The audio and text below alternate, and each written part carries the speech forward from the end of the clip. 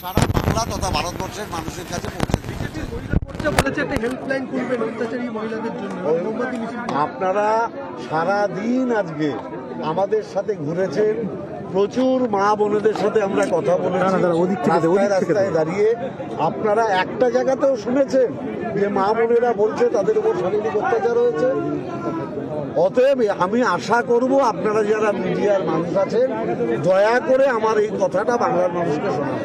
আজকে মীনাক্ষী মুখার্জি এসেছিলেন এবং বিজেপির তরফ থেকে বলা হচ্ছে যে অন্য কাউকে ঢুকতে দেওয়া হচ্ছে না, তৃণমূল সেটিং করে সিপিএম নেত্রীকে ঢুকতে দিয়েছে সন্দেশখালীতে, কি বলবেন?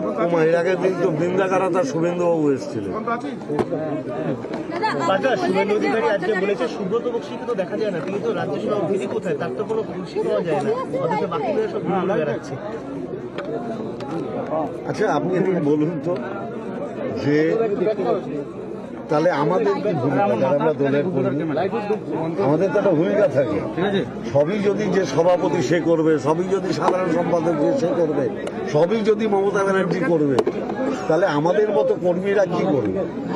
তাদের নির্দেশেই তো আমরা ঘুরছি। আপনারা মন্ত্রীর কথা বলেছেন যে মমতা বন্দ্যোপাধ্যায় সাধারণ যারা এদের সঙ্গে মিশবে না, আমি বলতে চাইছি বিজেপি এবং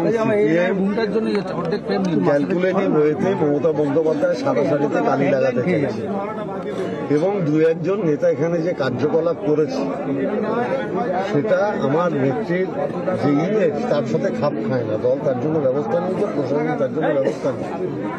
অতএব আমি জানি না এখানে কারা আছে, কেউ যদি ওইসব লোকের সাথে কারো সম্পর্ক থেকে থাকে আমি আজ থেকে বলছি সাবধান হয়ে যান, ওই পথ পরিত্যাগ করুন, স্বচ্ছ তৃণমূলের পথে আসুন।